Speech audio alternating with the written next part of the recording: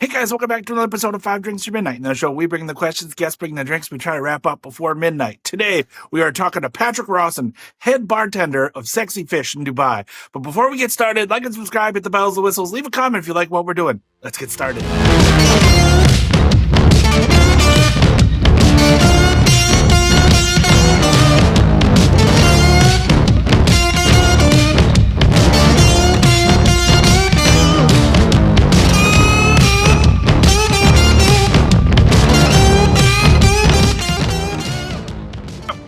Pat, you know what you're doing. Maybe 5 drinks or midnight. 5 drinks, 5 questions, midnight, whatever comes first. Thank you so much for joining me. So happy that you decided to do the show. Yeah, Big man. fan.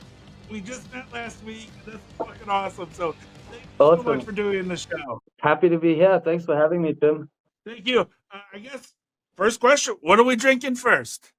So, just because I like to kind of wanted to take you through maybe how a day in the life would look for me. So, usually I start with a cup of coffee, but because now it's 10 p.m. in Dubai, I think we go for a cup of tea just to Excellent, kind of quiet down. So, I've got a black tea with saffron over here.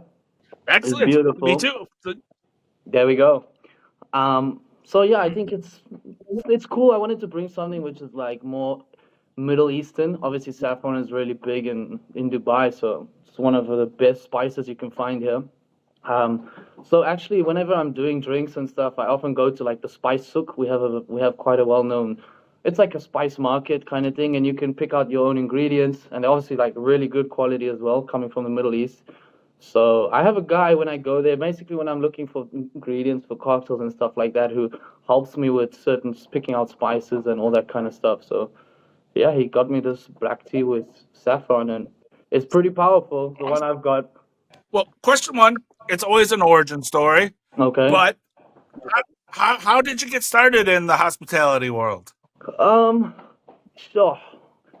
So I mean, coming out of high school when I finished school, I was 18.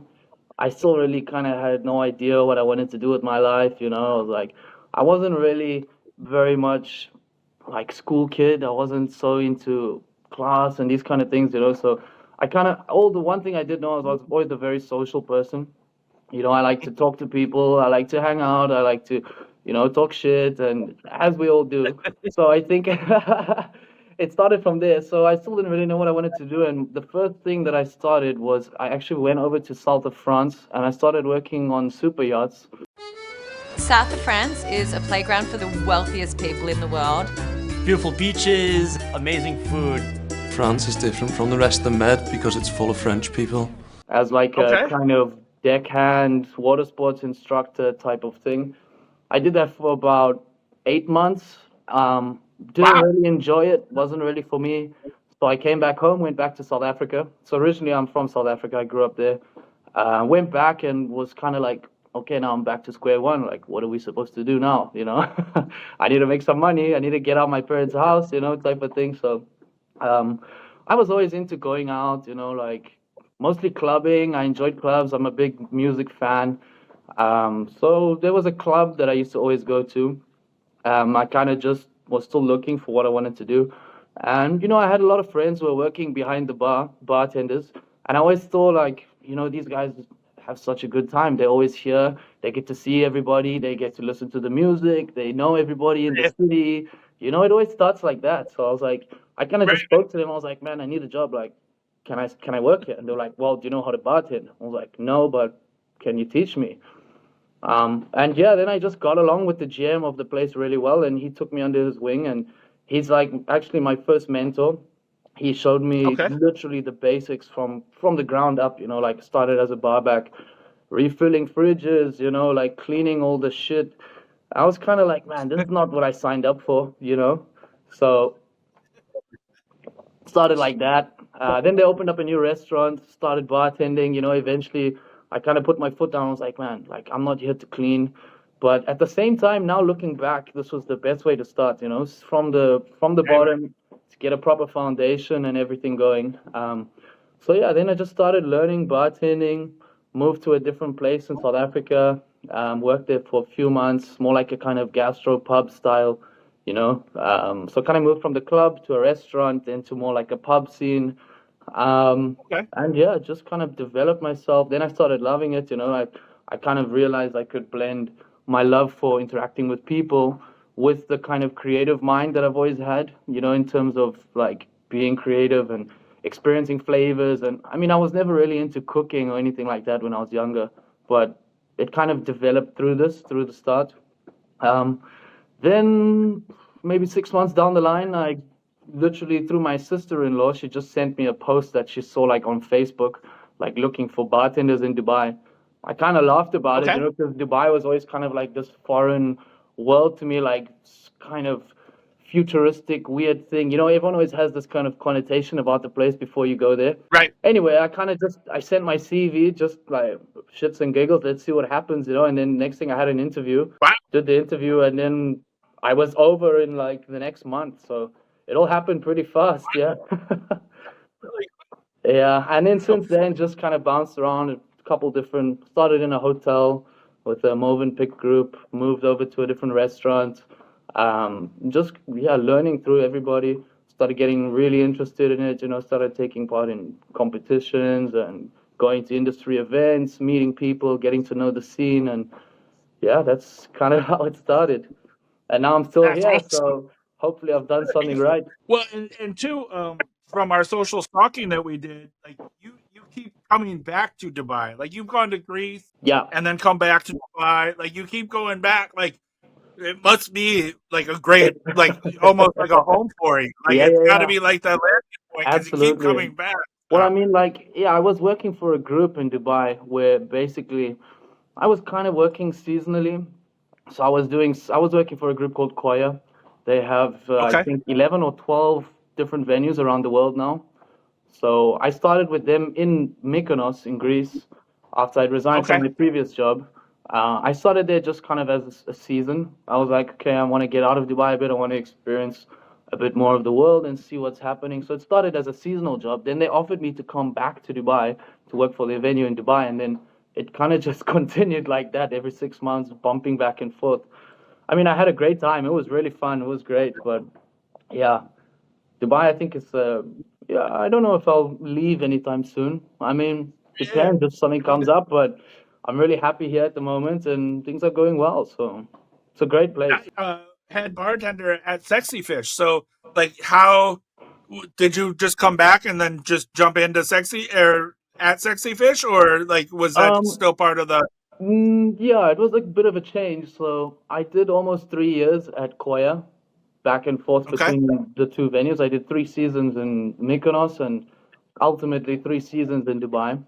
Um, And then opportunity just came up. Actually, my bar manager, who was working with me at Koya at the time, had gotten a position as bar manager in Sexy Fish, and he kind of just asked me, "Look, like, would you want to come here?"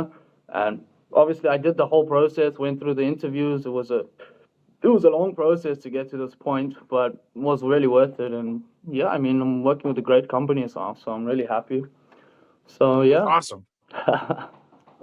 Well, again, I think that's just a fucking awesome origin story. I think Thanks, it's so man. cool just to be like, I mean, again, all over the world, and then just to be Yeah. again when we find people that like, it's just very interesting. So Yeah, I think that's so fucking cool.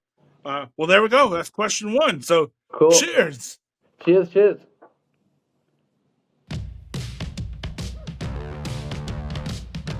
All right. Question two. Drink two. What are we drinking? So, second drink, we're gonna have a beer.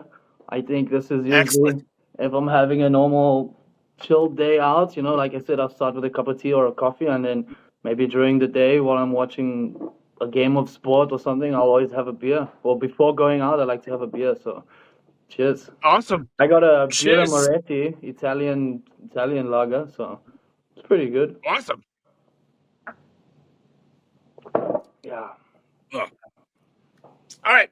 Well, again, we met at Grand Army, and again, thanks to Patty, and like they brought you in to do Yeah, a yeah. pop up. And so, question two actually comes from Patty because you two share a mutual love of competitions, and Yeah. you are a machine when it comes to competitions because you won the 2024 Cointreau Dubai, and then came in second Yeah, at the national competition, yes, right? And that's where you met Patty, is at the nationals. You came in exactly. second, and she came in third. So, so she wants to know: do you have a routine when preparing for a competition? For example, she has her hype song, which is from a Lizzie McGuire soundtrack, where Vitamin C does Valerium.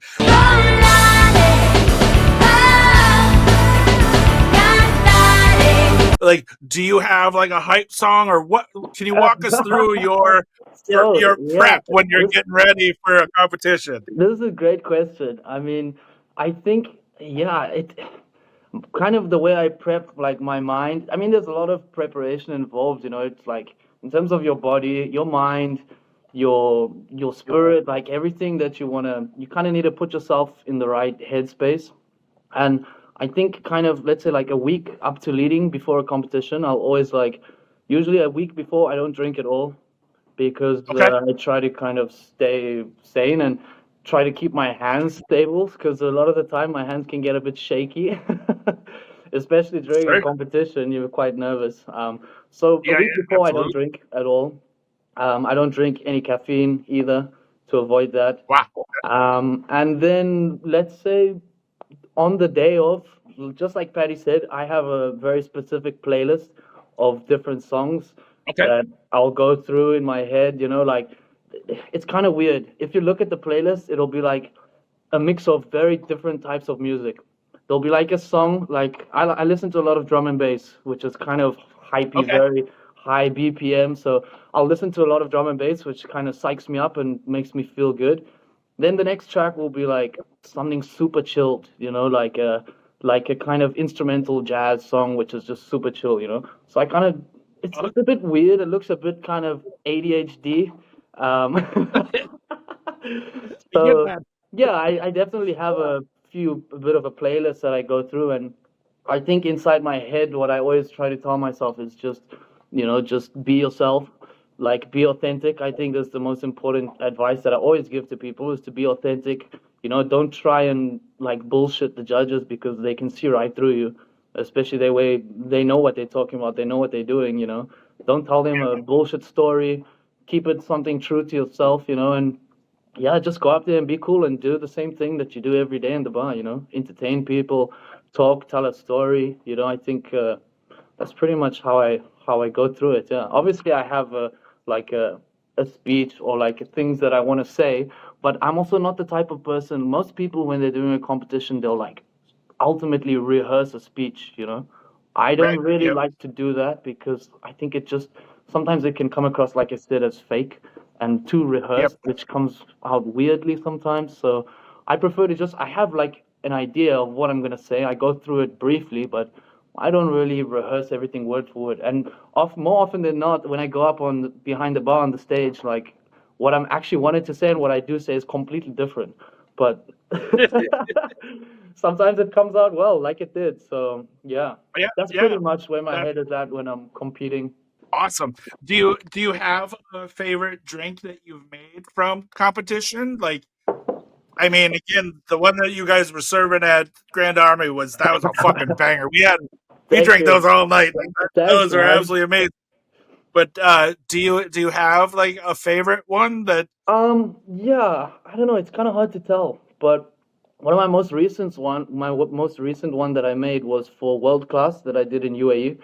I made it for the semifinals. We had to make like a flight of Don Julio cocktails, which were basically cocktails of the future. So Okay. one of the ones that I made, so I took it like through a journey of kind of past, present, and future. Um, and one that I made was a kind of old-fashioned style with Don Julio Anejo, and I fat washed it with miso butter, which is kind of like a blend of three different misos. Then there was a touch of maple syrup. I did a distillate of micro herbs, so like small like shiso, watercress. I distilled that just to give this kind of herbal note. What else was inside there? Then there was like a black cardamom tincture. So that was Okay. for me, there was a really banging cocktail. Like, I really like these kind of savory drinks, like umami savory. It's probably like my favorite type of cocktails to make. Yeah. And I think it's definitely on the rise as well now, like very savory umami, working with ferments and stuff like that. It's really cool. Absolutely, because again, that you had that pepper drink, the bell Yeah. pepper. Yeah, Very savory. that was so fucking good. Like Yeah. honestly, that was one of Thanks. our favorites. If you had advice, like what piece of advice would you give somebody that wanted to enter into competitions? I think, look, like before I started competing, I was always like very nervous, because I mean, still to this day, I can't say I'm the best public speaker. I've done a couple competitions in the past where completely fucked it up, Just go up there, kind of shell shock, you don't know what to say. So I think the best advice I could give is just go for it. Like, don't be scared. I know it's nerve-wracking. Like, I think everyone gets nervous talking to people, but in some way or another, it's like I said, it's the same thing as being behind the bar. This is what we do every single day. You entertain, you talk to people, you be yourself, you give normal advice, you tell stories. So I think if you can somehow translate someone like judges and let's say the crowd into your bar, it makes it feel more authentic, And the best advice I can say is just go for it, be yourself, find something that you're passionate about, tell a kind of personal story because then it's real. You're not trying to figure and tell some crazy story, like of course you always like attach it to the brand that you're working with, but that can be easier, if you telling a personal story or being authentic, I think it works out. And I think the more that you do it, like the more that you put yourself out there and go behind the bar and actually present something to someone, the more confidence you get, The first time you'll never be great. These things take a lot of practice, as anything does. To kind of present, especially when you have like a very hardcore jury in front of you, like some of the best bartenders or bar figures in the world, of course you're gonna get nervous, but at the end of the day, they're just people as well, and they want to just have a good time, like to listen to people's stories. They've also been in that same position, so you got to just go for it and put yourself out there. That's that's the best advice I can give. That's awesome. I mean, I think that's great advice, and like, too. I mean, I love that you again. I mean, yes, there is pressure, but you treat it as like there is no pressure because again, like you said, it's like your job. It's like you're behind the bar, so you're Correct. telling the stories. So like if you're not good at that, then you're probably not a good bartender. And if you are good at that, like you're probably like Exactly. But I mean, it also goes both ways. Like once you do competitions and you kind of learn, because it almost forces you to learn storytelling and putting yourself like on the spot, and like breaking that barrier, like almost that silent barrier, which often happens behind the bar, if you're trying to start an interaction, like if you have like a bunch of people in front of you who are just like on their phone, super closed off, it's kind of hard to break that barrier between like the bartender and the guest sitting at your bar, which ultimately some of these people who are sitting at your bar who are very quiet like that, they might be the ones who are shy and they want you to break that barrier. They want to have that interaction, but they're not going to start it, Right. So it also teaches you a lot of that, like how to break that barrier and engage with somebody and, ultimately change their night and start a new friendship or, I don't know, make a new connection. That's awesome. Then they come back, that's part of the whole thing. I say this a lot, but I'm a firm believer that the best piece of advice I ever got was like moving into a new city. The first thing you need to do is you need to go find a bar, make it your regular, because your bartender is going to be your connection person. They're going to introduce you into everybody that they know. Like that is their like. Yes, they're there to make drinks, but like literally they're about to connect the bar to make the bar feel as one. And like, I mean, ultimately that's what tending bar is, that's what it's always been in the past. Like if we think about hundreds of years ago, that's how it started, bartenders were like super well respected, I mean, think about like Prohibition era, they were super well respected. It was a high thing to be tending bar, it was not for everyone. And I think it kind of got lost over the years, but it's recently obviously coming back in a great way, which is awesome to see. I always say to people, like, I think bartenders should have kind of the same law regarding like psychologists and doctors, where whatever whatever the guests and the bartenders speak about, we legally not allowed to tell anyone, you know, like if the police come to me and ask me questions about you, I'm not allowed to tell them. You know what I mean? Exactly. Shared Absolutely. I'm a secrets. firm believer as well because like your bartender is like your doctor, like your psychologist, your like everything. Absolutely. Hmm. Being like, oh shit, Tim, you're having a bad day. Here's some medicine, which is a wonderful cocktail. And like, Exactly. Yeah, yeah, and then yeah, if the 100%. cops come and be like, sorry, client, bartender, client privilege, like there should be. Exactly. Yeah, yeah, yeah. Yes. I always say this to people, you know, because a lot of the time, like, I used to have guests who would coming, especially in Dubai, because it's quite like a nitty-gritty city, you know, it's not the Yeah. easiest city to live in. So, like, I have a lot of guests or like regulars who have a lot of problems, you know, and like I've kind of built that trust over the years with them, and they've followed me kind of from bar to bar, and they still come and they talk their shit to me, you know, and like that's cool. I like it. I'm here for it. I'll listen to you, man. I'll make you drinks. Like, you know, if you want to be sad and like drown your sorrows in a drink, I'm here to help you. If you want Yep. to have a cocktail and like change yourself from being sad to be happier, I'm also here for you and I got you, you know? That's what it's about. Fucking love it. But it's true. Like it's Yeah. absolutely true. Well, again, I think that's question 2, so that's fucking awesome. So cheers. Cheers, cheers. So question 3, drink 3. What are we drinking? So we are having a Negroni. So Excellent. obviously just your classic equal parts gin Campari and vermouth. I Can't use go wrong. the Tanqueray 10 for my Negroni. I usually keep mine pre-batched. I always have a bottle of Negroni in my freezer. It's one of my favorite kind of evening cocktails, like before dinner, after Okay. dinner. If I don't feel like going out, I always just smash out a Negroni straight from the bottle. Boop. So Very yeah, nice. mine's always batched, always in the freezer, ready to go. Nice. Cheers.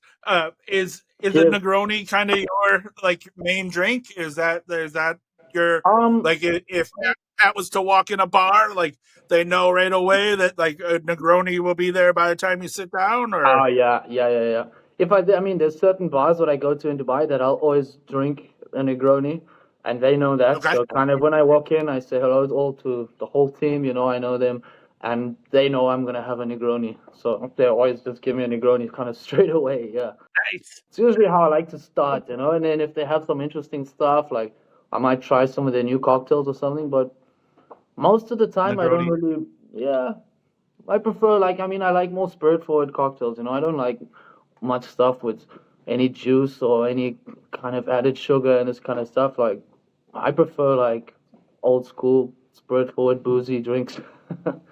Yeah, Yeah. nice. Same. Like that's yeah. You can't go Yeah. wrong with just a Cheers, man. cheers. Ah, All right. So then, question 3, like you have bartended. I mean, in quite wild different locations across the world. I mean, you have South Africa, you have Greece, now Dubai. Each place having its own kind of rhythm and rhyme and like drinking culture in its yeah. in its way. Uh, what do you think is some of the biggest lessons each culture has taught you about hospitality? Yeah, that's very interesting. I think oof, I think some of the biggest lessons I can say that I've learned is you can't always like judge a person based on how they look and what you know this often happens. This is one thing I've really very much learned in Dubai is a lot of people will see someone and I mean okay like as a bartender you can almost judge what someone's gonna drink or what type of person they is like you know we've become very like almost hyper social that by the time someone Sure. walks in the door you can already tell like what kind of person this is gonna be, you know. But one thing I've learned in Dubai is like it's not always the case. Like with it being such a kind of melting pot of different cultures and different types of people, you come across some very interesting characters, you know? Yeah. I mean like and often in people I'm saying this about Dubai specifically is because often people are very judgmental in the city because it is a very much city with a lot of money, it's very busy, it's a lot of things going on and you know, it's like a kind of adults' playground for nightlife, you could Yeah. say. Yeah. So a lot of people will judge someone based on how they look.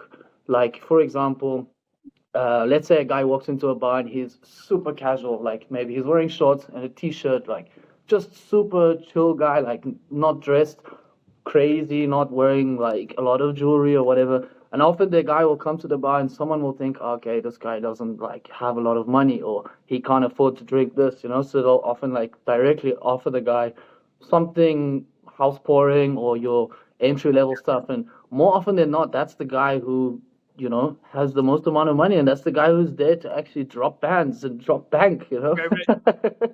Yeah, exactly. So that's something that I've learned in Dubai, but I think also there's been a big stigma about like different cultures, you know. For example, um, because I say again, Dubai is such a mixed cultural place. It's really weird, you know. It's really interesting. So there's a big stigma about people that they, let's say, for example, Muslim culture that they don't drink or they do drink or something like that. So Right. there's a lot of things you can't really judge based off of someone's appearance and how they look, which is one thing that I learned very fast. You know, I was a victim of that when I first moved to Dubai, you know, being kind of judgmental.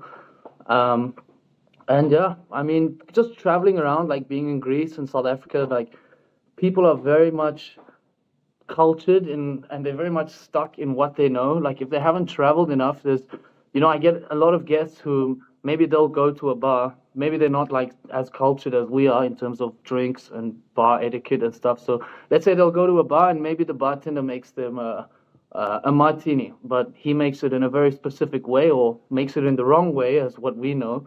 And then the guests will come Yeah, to yeah. your bar and be like, "Can I have a martini?" And you'll make it for them how you make it or what's the correct way to make it. And they'll always Yeah, yeah. argue with you and be like, "This is not a martini," you know, which is really interesting because they kind of always base their experience on only what they know. You know what I mean? Yeah. Something that I've also learned from that is like you can't get annoyed with people based off of their experience. You have to kind of be patient. And also, you know, a lot of bartenders think like they are here to educate guests, which in a way we are. You need to educate and you need to kind of show people how to drink and explain certain things to them, you know, but at the same time, like if this is what the guy likes, this is what he likes, man. Like let him enjoy it, you know. You can recommend a certain type of way and try and guide them, but you know, I think each to their own is what I'm basically trying to say. Let someone enjoy something Yeah, how yeah. they want to enjoy it. Like in Dubai, we have guys who are drinking some of the highest end whiskeys that we have, like I don't know, let's say like Hibiki 17 years, which is crazy expensive, and they'll top it up with Red Bull. You know, like it's a sacrilege. It's an absolute sacrilege for us, but that's what the guy likes, and he's paying for it. Who am I here to tell him elsewise? You know what I mean? Yeah, exactly. Like it's his money, so let him enjoy like however he wants to do it. But yeah, Exactly. Like, and of course, I'll guide him and tell him, like, look, like, I think it's better to enjoy this whiskey by itself, but if it's really what you want, then like, let's do it. Whatever you want, man. yeah, You know yeah, what I mean? and that yeah, I think you nailed it because like too like my Dubai experience was always it was very flashy, very just kind of like glitz glamour kind of Yeah. thing. And if you look, you know, you didn't get much attention, and it was Yeah. always to be seen.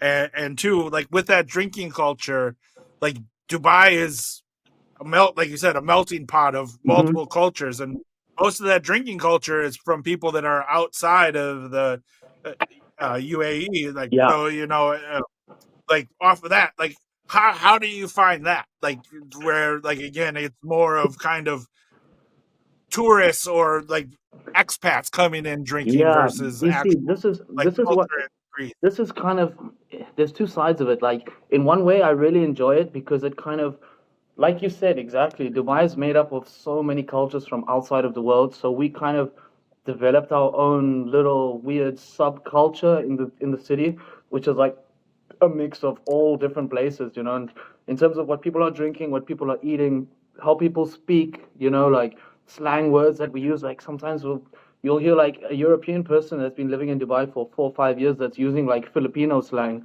and a bit of Indian slang, you know, and like it all kind of merges together and makes some weird little subculture, you know, which is really cool in a way, you know, like seeing how things emerge. But at the same time, it's difficult as well because you get a lot of people from a lot of different places who are very much stuck in their ways, and they kind of find cliques among the city, and like they'll only kind of want to hang out with people that they're familiar with, which I completely get. Yep. I understand that, but it makes it difficult to kind of break those barriers sometimes, in terms of trying to connect with other people and figure everything out, So that's one thing, but I mean, in terms of hospitality, it's really cool, especially working behind the bar. Like, I think I've been able to explore, let's say, flavors and cultures of so many different places without actually having going to that place, Right. and like, which is fucking cool, man. Like, I'm a very It's open-minded person. I like to taste and I want to try everything. Like, even if it's the weirdest thing, like, I want to taste it, I want to try it, I want to experience it, Like, I have a bunch of Filipino friends who, if I'll go over to their place, they have like certain food that they'll cook, and like I'm able to try this thing where other people would only try that probably if they go to the Philippines, which is crazy. It's awesome. Yeah, it's really cool. That's so cool. So again, if South Africa, Greece, and Dubai were a cocktail, what cocktail would they be in your mind? So if you combine them all together, or if you did individual ones? Separate. Each one is a separate cocktail. So Greece is a cocktail, South Africa's a cocktail, and then Dubai is a cocktail. Okay. Like, what would that? Oh, I need to figure out how to say this without offending anybody. Okay, South Africa. If we're talking classic cocktails, South Africa would definitely be like something more, like something more modern disco era type thing, like probably like a strawberry daiquiri, something like this. Okay. Like this is what All right. they have, a very sweet palate there. They're not. It's developing in terms of the cocktail world, but it's still sadly kind of behind. Although there are a few great places that are pushing the boundaries and doing amazing things, but I think it's going to take a while until they get to to that level. So they have a very sweet palate. They're kind of stuck in their ways. They like what they like, which is fine, So something like a strawberry daiquiri I would say, yeah. Are we talking like frozen blender strawberry daiquiri? Oh yeah, blended cocktail umbrella. Like, let's go all the way in, man. Yeah. And then Greece, Mykonos, Greece. Oh, it would have to be something like. I mean, they got a great drinking culture there. Their cocktail scene is incredible, in Greece. They're doing crazy things. But I wouldn't put it to like a spirit-forward cocktail. I would put it to something a bit more, maybe like a smash, maybe like a gin basil smash or something like that. They like these kind of Mediterranean flavors. Like Greek people are very, in my experience, they very much like they're very patriotic. They love their culture. They love their country. They drink a lot of gin as well. So I'd say like maybe a gin basil smash would sum it up. Yeah. Well, and again, also you got to go. Like, I mean, their party scene doesn't even like start till like 2 a.m. So like, you got to be able to drink all night long. So yeah, absolutely. Dubai. How would I describe Dubai?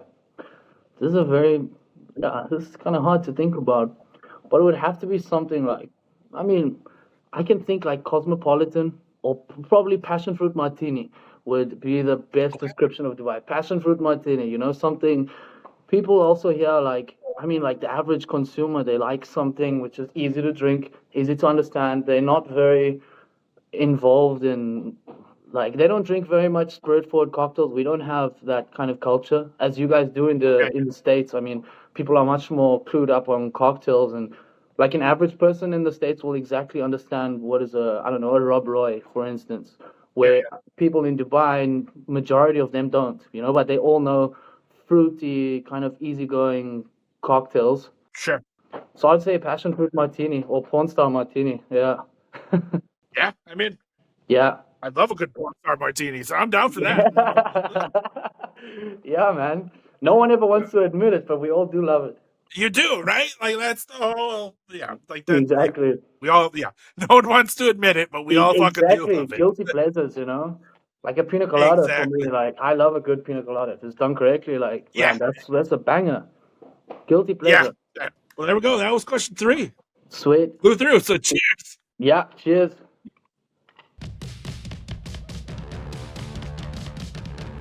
All right. I'm gonna pour mine straight in. Oh yeah. I got the Look at last that. one from the batch as well. I had one last night, so I had to kind of stop myself from drinking the last one because I knew we were doing the podcast today. So yeah, like my martini, I like it super dry. So I do like a 6 Okay. to 1. And I'm just gonna spray this. I got that same atomizer, but this is a lemon one, so a couple sprays on the top. Nice. Yeah. I use it's actually a Welsh gin that they just launched in Dubai. We started using it on our menu. It's great. It's called Signet 22. It's Okay. really good. So yeah, let's see. Cheers. Awesome. Cheers. Nice. I was never really a big martini guy, and then Okay. like probably about a year ago, I really got into martinis. So like that was where yeah, it's I mean, to be honest, I was never really a martini guy either. Like, I don't know, I couldn't wrap my head around the fact just kind of drinking straight booze. But then, like, yeah, when also maybe like 2.5 years ago, I started, like, often people always telling me, like, bringing me a new product or a gin, and I was like, okay, like, how should I drink it best? They were like, you have to do it in a martini. I'll be like, okay, I'm not such a martini guy. And then, like, I kind of just got into it, and like, now if you do it correctly, and like, if it's super cold, obviously, like, if you work with the right gin, like, good botanicals in the gin, it's great. It's a great drink, It's nice. I feel like a martini is more like a social thing than actually just a drink. It's more like an occasion. You have a martini agreed. with a good friend of yours. You have a great conversation. There's a whole atmosphere behind it. You know what I mean? Yeah. Like I often say to people, a great martini is not only about the liquid. It's also about what's going on around you. You know what I mean? Like I've been to some bars where the liquid is great, but I don't know. I didn't have a good conversation while I was drinking it. I didn't enjoy it. The music wasn't right. The atmosphere wasn't good. It's a whole setting about the drink that makes it special. Agreed. Yeah, I think that there's something about like, and especially like here with New York, like the martini is such a like a lunchtime drink. Like it has such a nostalgia wrapped around it, like the martini lunch and all that Yeah, kind of exactly. stuff, and it just has that kind of It's a like vibe. thing Yeah, to it. Yeah, and you're exactly. absolutely right. Like if you're sitting down with somebody for like a martini, it really means something. Like it's Absolutely. either like yeah, Yeah. you're either about to squash a beef or start one. So Yeah. like it's like Exactly. Let's find out, That's the beauty of it. yeah, Like, yeah, okay, let's see yeah, what type of person you really are, 3 martinis deep, and let's see how the yeah, yeah. conversation goes. All right. So question 4. Can you talk to us a little bit about like when you're making a cocktail menu? Because again, we fell in love with your cocktails at Grand Army, but like, when you're developing a new cocktail menu, like what kind of drives you? Is it like first, like, is it structure? Is it flavor pairings? Is it story? Like, how do you guys develop a menu at Sexy Fish, or how do you develop your menus? Yeah, I think it's two separate questions, I could say. I mean, like either it has to be very much, well, I'm a type of person who's very like concept driven for a menu, I like to have a concept behind it. I like to follow a certain concept. I always like to challenge myself, like a lot of people always ask me like, what's your style of cocktails that you like to make? And I don't really have a specific answer for that question because I think I like to explore different things all the time. Like, and a lot of people always ask me, like, what do you do in your spare time? I'm like, man, to be honest, like, I have small hobbies that I like to do, but most of the time I'm just like experimenting with flavors, trying new drinks, trying new food. A lot of the cocktails that I do like to make comes through food, like experiences through food. I think we can take a lot of inspiration all the time from the kitchen, because they've been diving into crazy new flavors and techniques and almost 80% of the time, all bar techniques are borrowed from the kitchen. So that's Right. something we can definitely learn from that. But if we're talking about making a menu, I mean, there's a lot of different things that go behind it. Like if I'm making a menu for my bar, like recently we just launched it was about 3 months ago, or even less, 2 months ago. Yeah, no, a month and a half even. We just launched our new menu at Sexy Fish. So we did a global menu. So obviously we have London, we have Miami, we have Manchester and Dubai. So we have 4 sites around the world, and we launched a global menu. It was our 10-year anniversary. So basically, what Wow. we did, yeah. So basically, what we did was we gathered the previous 10 menus and we found the best cocktails, like the best sellers essentially, or ones that kind of represent Sexy Fish DNA the best. And we basically implemented like Kaizen style. So kind of took those cocktails and made them better, re-enhanced them, but still kind of keeping to the same DNA or flavor profile of the drink. Okay. So that was the direction we took for the 10 menu, for the 10th anniversary menu, which has been great. It's been really well received. Um, but I mean, the way I approach it is like, first of all, you need to know your market. Like, what are people actually want to drink around your city or around it? I mean, it can even be around your neighborhood. You know, like if you're a neighborhood Right. cocktail bar where majority of your regulars are coming from maybe 4 or 5 blocks away, you need to understand what are these people like. You know, because at the end of the day, these are the people who are coming and who are spending money in your bar and who are enjoying your Yeah. atmosphere. You need to be making drinks what people want. But in the same sense, obviously, there's a way like you want to be pushing the boundaries, you want to bring something new, bring something fresh. And you need to think, okay, it's like, how can I introduce these new ideas without kind of disturbing what people like? So it's kind of a fine balance between those two things. Um, so there's a lot of things you need to understand before obviously just putting any drinks out. Oftentimes, what I've seen a lot of bars do, they make like bartenders drinks, which doesn't really work all the time, you know. And on the menu, it's written like very hard to understand, you know, like they'll put like, I mean, for us and maybe for you because you're very clued up about the industry and everything, but for a normal consumer, if they read a menu and it's like recomposed lime and redistilled this, they're like, what the fuck is Yeah. this, Yeah. man? I just want a nice tasting cocktail, you know, like they have no idea and Right. then they end up not knowing what they want and then they just will select anything and probably a cocktail that they're not even going to enjoy, you know what I mean? So I think Yeah. for me is to you can do a bunch of cool techniques, like absolutely. If it makes sense to make the drink better, if you want to use, I don't know, rotovap, if you want to do a specific technique or fermentation or whatever the case may be, it has to make sense for the drink. Like, is it actually there to make the drink better, or you're just doing it to say that you use this modern advanced technique, which is useless, you know? So Yeah. for me, that's the one thing I'm like a big advocate on is that you need to be doing something that makes sense for the cocktail. And if what makes sense for the cocktail is keeping it super simple and easy and it's a banging drink, then that's great as well. Like don't be shy to do that either. At the end of the day, people want a drink that tastes good. In Dubai, people like drinks that look good as well because it's a very much, Yeah. like I said, hyper social society here where people like to take photos, they like to post on Instagram and do all this kind of stuff, you know. So, kind of visual appearance of a cocktail in Dubai is very important. Um, Yep. Yep. but for me personally, I prefer more like minimalistic style of drinks. Nothing really over the top, you know, very clean, like nice slick glassware, good ice. But yeah, I mean, most of the time I'm taking inspiration from food.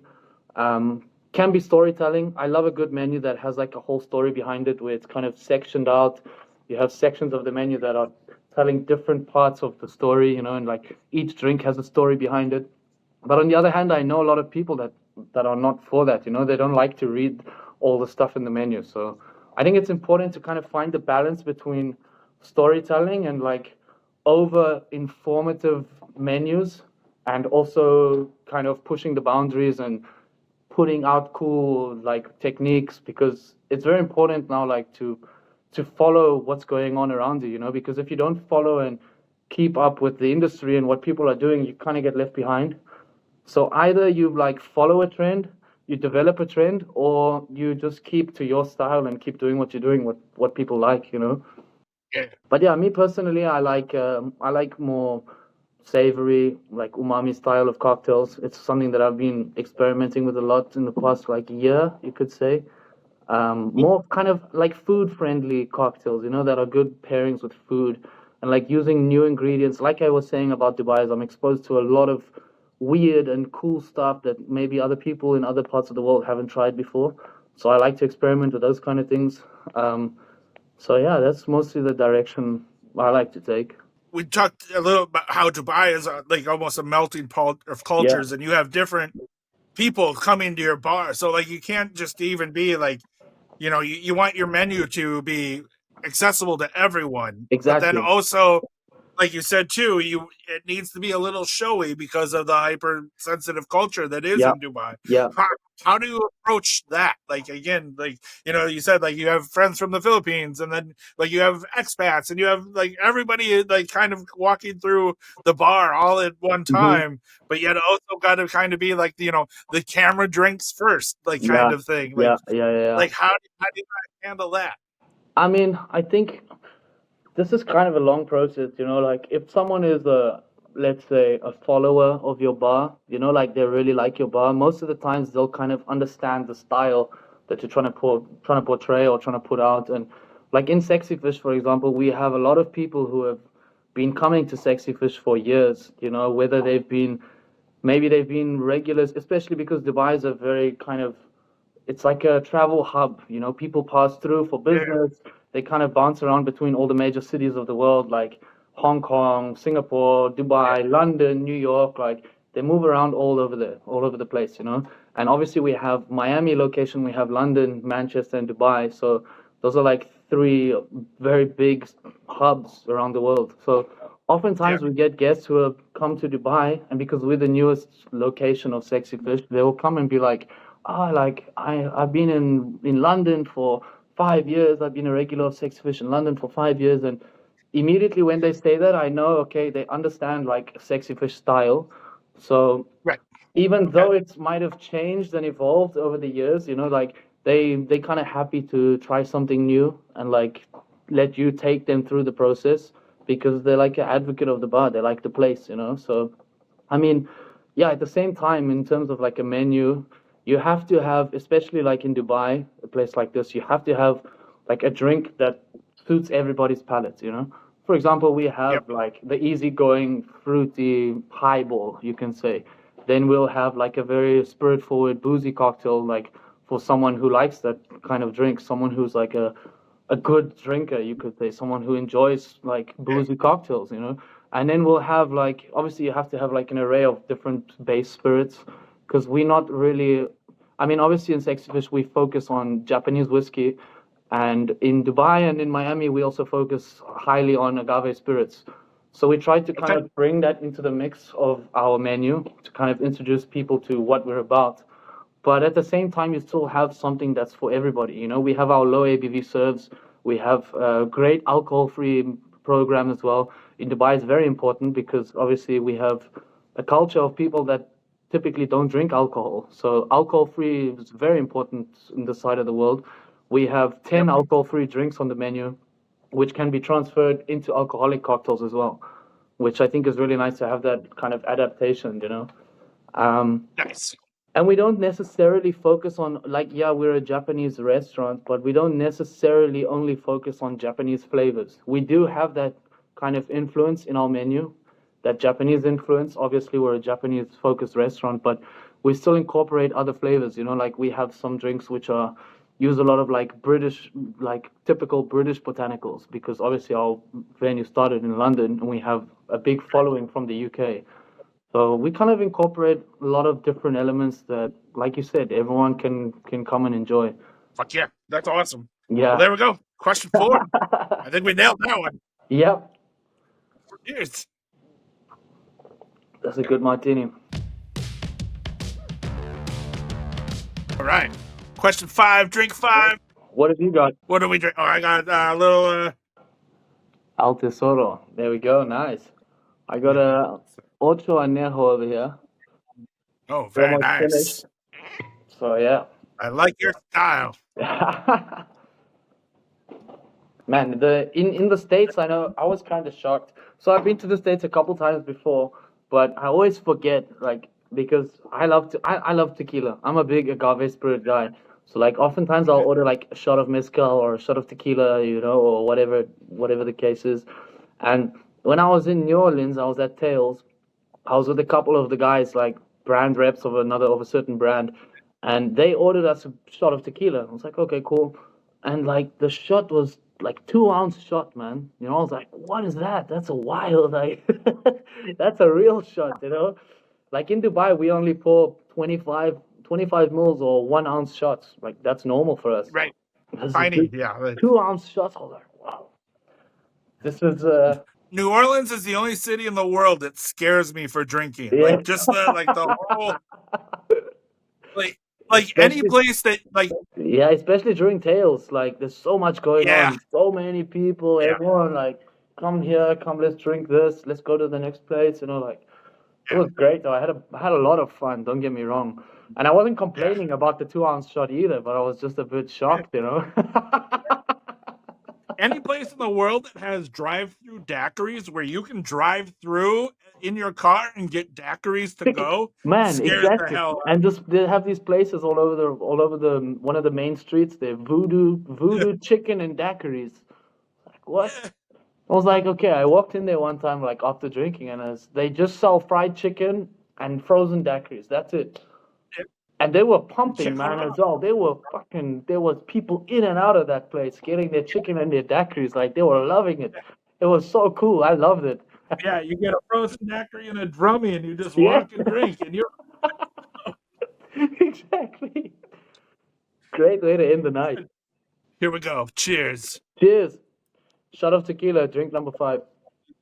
Drink number 5. I did a 2 ounce shot as well, in the spirit of America. There we go. Fucking love it. Yeah, All right. man. So question 5 comes down to the flip of the Whiskey Wednesday coin. You can flip it, you can spin it, you can do whatever you want. The Okay. coin will give us the answer. You don't have to answer, but if you so kind want to answer, please feel free to answer. All right. But question 5. If a guest walks into Sexy Fish and surprises me, is it acceptable to serve them a tall glass of water? If they surprise me. And says If surprise they me. yeah. Okay, let's flip the coin and let the coin decide, but I know what I'll say to Okay. that. All right.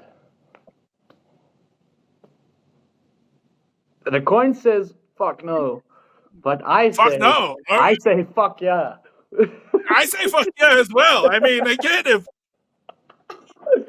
it's hot as hell in Dubai all year round, so if you'd be like, here, surprise me, and he'd be like, stay hydrated, my friend. Like, Yeah, I mean, especially because this is one of the most like kind of annoying questions that we get as a bartender is surprise me. It basically means yeah, to us, you don't know what the fuck you want to drink and you leaving it up yeah, to me. Like, it's a different way when someone says like, what do you recommend? But if you say surprise me, basically means you don't even know what the fuck you want, so I can give you whatever I want. And right now, I'd love a glass of water because I've been working 12 hours and I'm thirsty, bro. So, you know, yeah. I say fuck yeah No, to that. I say fuck yeah to that as well, because yeah, there was a meme a while ago that was going around. When I was young, I thought coffee was the drink of adults, and then as I got old enough to drink coffee, I found out that beer was the drink of adults. And then as I became old enough to drink beer, I really found out that water is the drink of adults. Yeah. Like literally, like water is Yeah, of course. It kind of does a yeah, full circle moment, you know? Yeah, exactly. yeah. A lot of bartenders like. In what we were always asked, like some people, like what's your favorite drink? And a lot of bartenders would say water, a nice Yeah. cold glass of water. Like that is, they're like, Ru- I've been working for like 8 hours, and like that Exactly. is, But it also gets pretty specific. Like for me, I drink yeah. if I'm on shift, I drink room temperature water with 1 ice cube. Like I fucking Okay, got that balance down. That temperature control is in, baby. You know what I mean? Like 1 ice cube, room temperature water in the same glass perfect. every single time. That's it. All right. Yeah. Okay. It's almost like your martini specs, you know? Like that's how I like my water. Wow. Well, Pat, that is 5 drinks down, 5 questions answered. Thank you so much for joining me. Thank I you, really Tim. appreciate it. Thank you. It's been an absolute pleasure. And Thank you for having me on the show. so, again, thank you so much. I really appreciate it. Like, this has been a blast. I cannot wait. If you're back in New York again soon, we'll go get some daiquiris and we'll even maybe some martinis. So I can't 100%. wait. We're gonna go for that pina colada for sure in Long Yes, Island, bro. absolutely. Yes, that's what I meant. Yeah, yeah, Yeah. yeah. We'll go for pina coladas. Yeah. Tim, thank you so much Uh, for having me. It's been an absolute pleasure. I really enjoyed meeting you as well at Grand Army. I mean, yeah, it was great. Thank you for having me on the show, man. I appreciate it. thank It you. was fun. Until we can drink together again soon. So cheers. Yeah, yeah. Cheers.